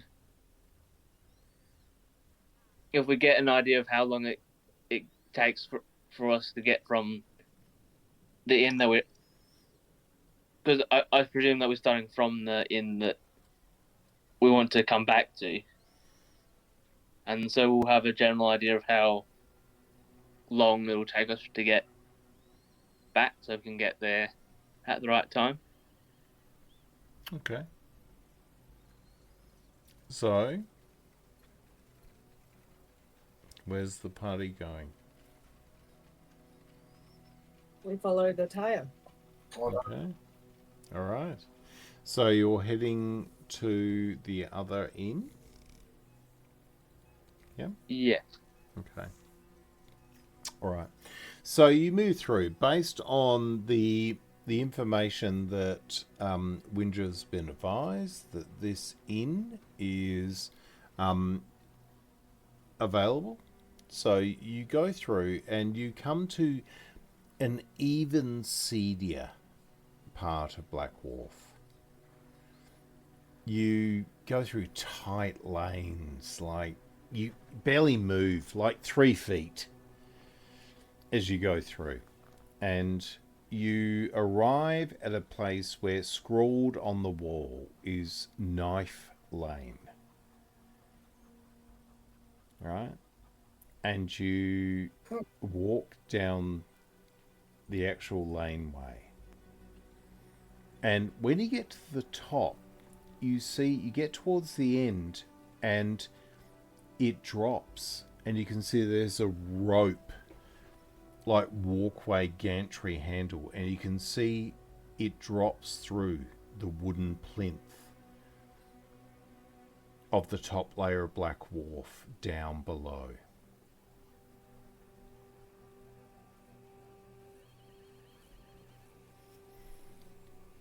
Do you proceed?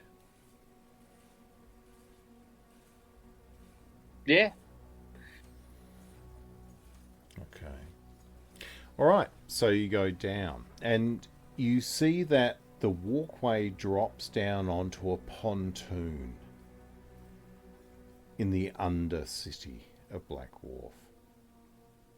And as you walk through, you can see that there's an old guy who's standing there, decrepit. He's smoking a pipe with like the local equivalent of opium at the base.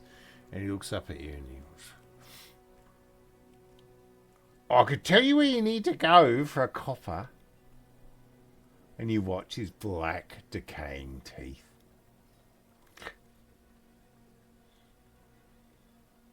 I could be a great use. We know where we're going. Oh, do you? Where you going? Somewhere else. Yeah. There ain't many fucking places down here that's somewhere else. He goes, all right, surface man. You go right ahead.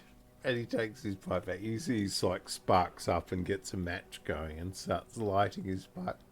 See you later.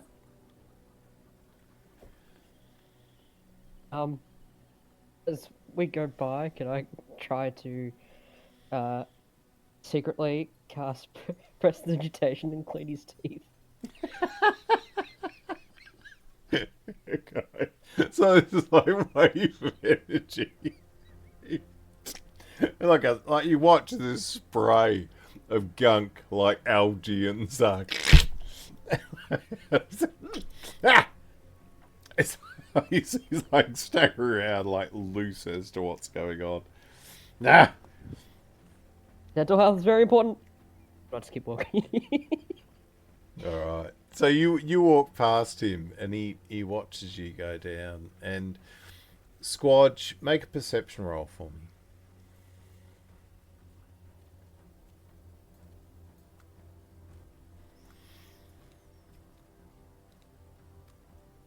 All right. Nice. You watch. You get towards the end of this lane, and you look back and you watch this old figure who seems quite decrepit lethally get up, and this corn pipe, long hafted corn pipe, like deftly flicks it round in his hand like a gunslinger as he watches you and puts it in his pouch. You see he disappears back into the shadows. As you guys walk forward, and you see that the sounds of an inn break out ahead of you.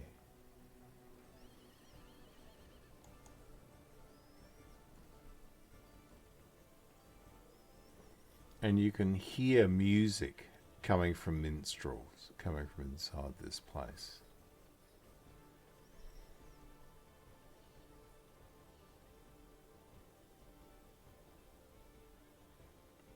And as you walk forward, you can see when you get to the door, there's like a stone plate above it. And it says, the Dogfish. And when you look at the symbol, there are 2 dogfish above each other.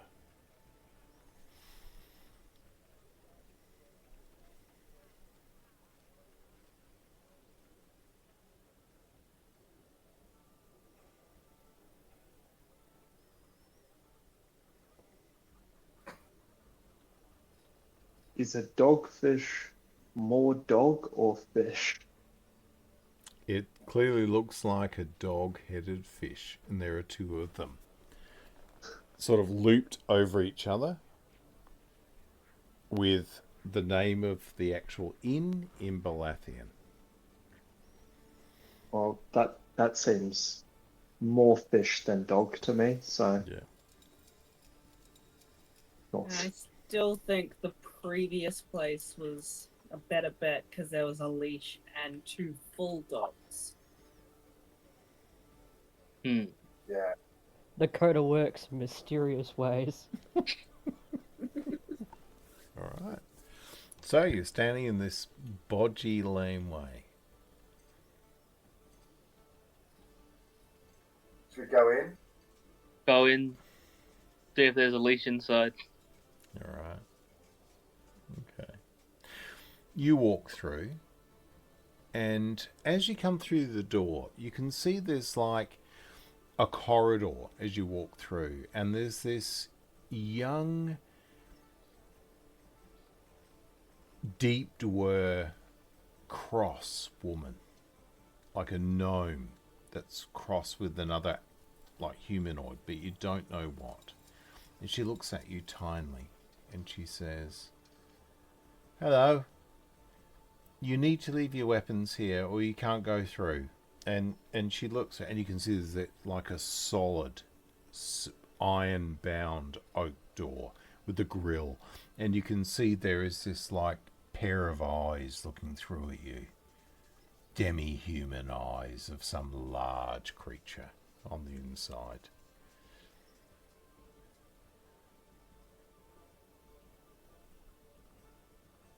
Not You real must keen on you must check your weapons. leaving my weapons. Sorry? I'm not real keen. And she says, "You're not keen? What's your name, sir? Where are you from?" Say to her, I'm wondering about other inns where we don't need to leave our weapons. Oh, Or but is you this see, we part of offer... this Oh, technology? sir, we offer a great deal of services with our cover charge. It's well worth visiting. Again, what was your name? And she says, "I'll check you in." And she grabs like a wax tablet. Yeah, we're just. And I turn to the rest of the group.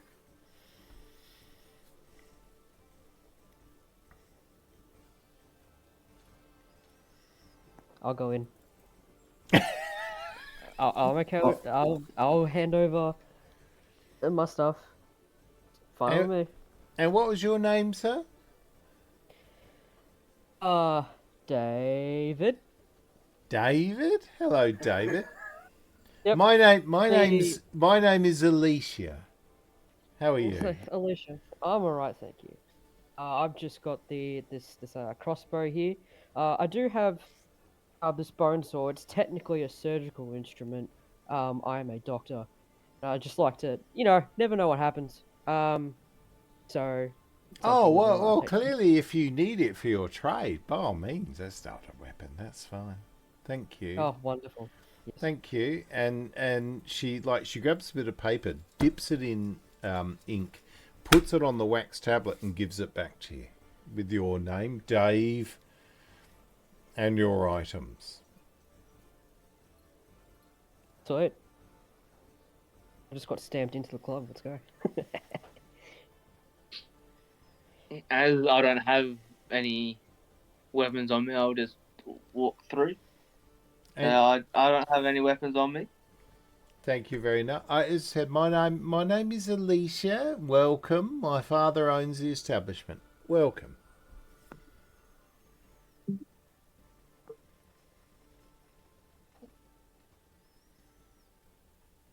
Adrak helpfully explains that, due to his training, basically everything in his hands can be a weapon.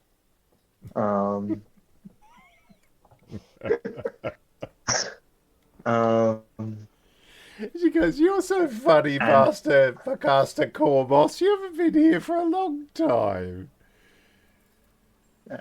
And starts as he goes through his pack, and he only does remove the weapons, but he sort of explains. Torture's good for smacking. Rations And she can be poisoned. She's sitting back laughing. She goes, "My old dad would be so pleased to see you again."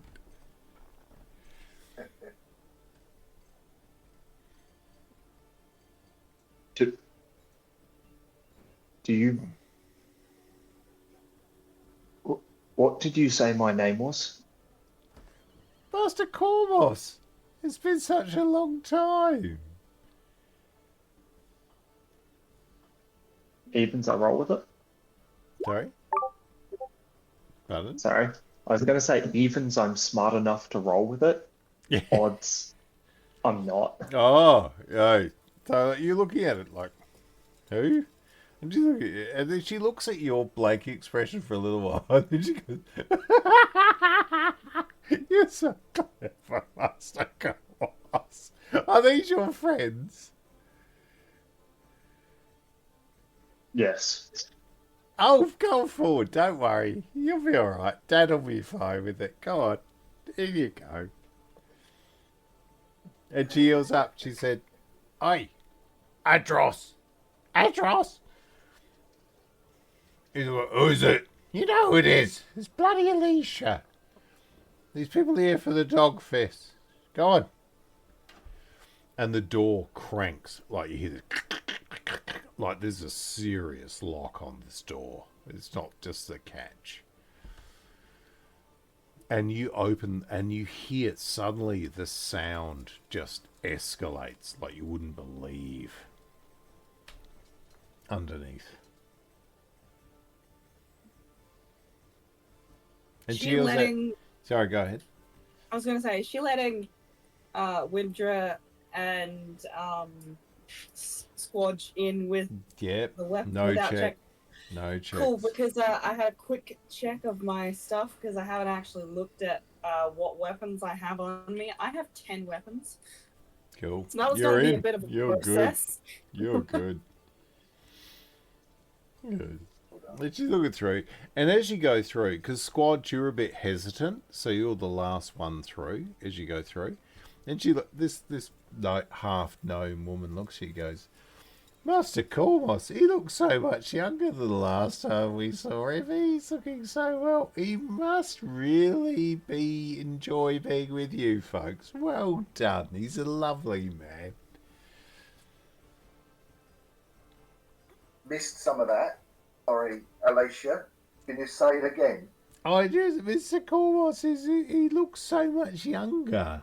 You people, his friends, must be doing his heart a world of good. And I have a new face. yeah. And as she walks past, and then she says to Mr. Scott, she goes, you must be lovely people, because he's a fucking dangerous bastard, isn't he?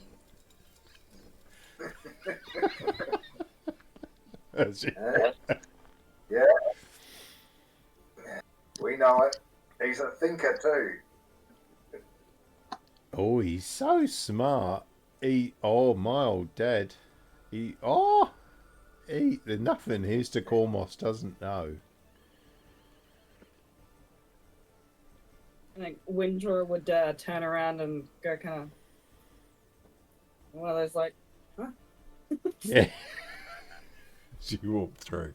So you go through into the dogfish, right? When you walk through, this place is huge. Like you're talking about, like, if you're looking for a venue for a rave, this place would be the way to go. It's like a series of pontoons in the Undercity that have been strapped together and palisaded, like, all the way around. It's probably in the vicinity of about 500 by 500 feet. Like, it's big. You can see that some of the pontoons have bars on them. You can see there are fires going. There's food being cooked. As you walk through, the door shuts behind you, and you look, and there's a huge sort of half ogre creature looking at you. But Filialis, you look at him, and you can see that he has some traits of your people as he walks past. In fact, he's wearing a belt which has a symbol of a bear on it. And he looks through, and he looks at you, and he nods at you, like, and he says a word in the language of your people, but you don't know enough about it to understand it. Does Tom look like he's thinking? Yeah. He does, doesn't he? All right. So you walk into this environment of extensive service areas and bars everywhere. Right? Now, I want all of you to make a perception roll for me.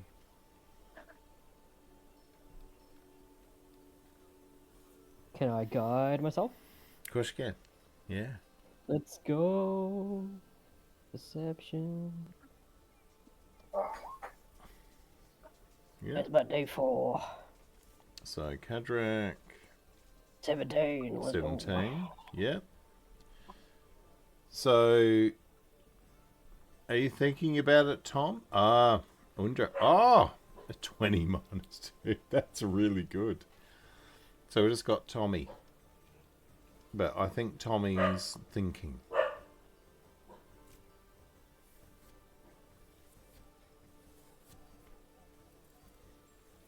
You there, Tom?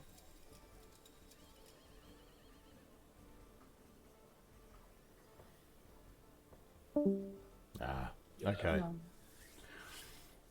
So, Windra, you look down in the far corner on a series of pontoons, which would be to the northwest of your position, right? So you've come from here, you're there, a northwest position under the Blackwharf.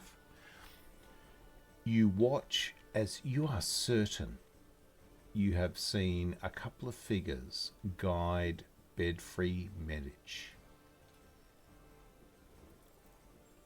from your ship into a covered section of one of the pontoons.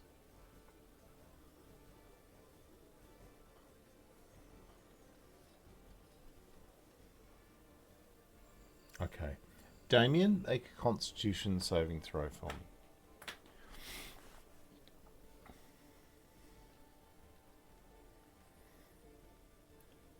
You feel this sudden pain in your forearm. Like, and it lasts just for that brief moment and then dissipates. But the pain was horrific.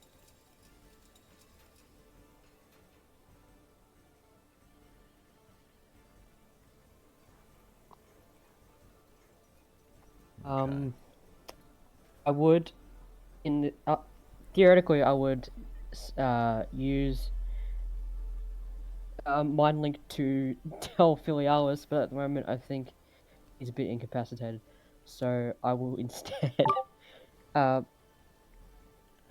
Link to Light Hands and just tell them, holy shit, that really fucking hurt. I don't know what happened. But no, So you're hearing it in your head. Damien, it's horrific. He's never felt a brief stabbing pain, like something going to his very nervous soul. Oh shit, okay. Oh god. Make a medicine roll for me.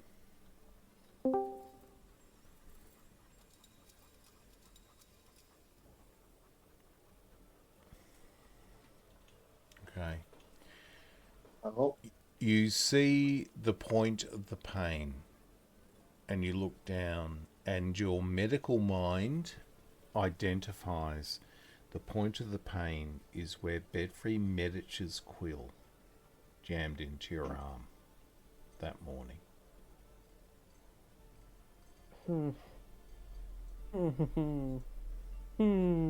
That's not good. Okay. Windrill would probably tell Squadge. Yep. Not that guy. Wasn't that bloke? Yeah. Not that guy. All right. Was that inside the? Sorry, was that outside the palisade of? No, within, but on a far pontoon to the northwest of your position, like the ultimate northwest of where you are. But what I will do, I'll let you make a perception roll, Squatch. It's up to you if you want to use your inspiration, because you've all got one level that you haven't used yet.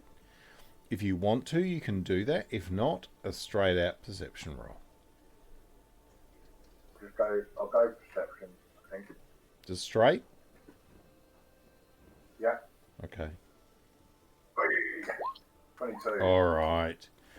Squad, you look at him, and as he walks through and bends down to go through into that sort of shrouded, tent-covered pontoon,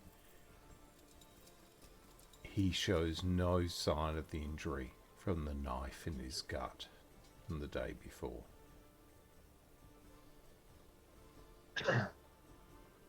Is he looking at, and the people that are with him? Are they? Is there anything? You watch, unique? And one of them is wearing a robe of blue and gold, or of black and gold, or black and yellow. One of the intriguing things you notice briefly with that roll, which is excellent, is that their face, the bottom half of their face, is covered, and it looks strangely like the mask that was left for Damien. But simply cloth.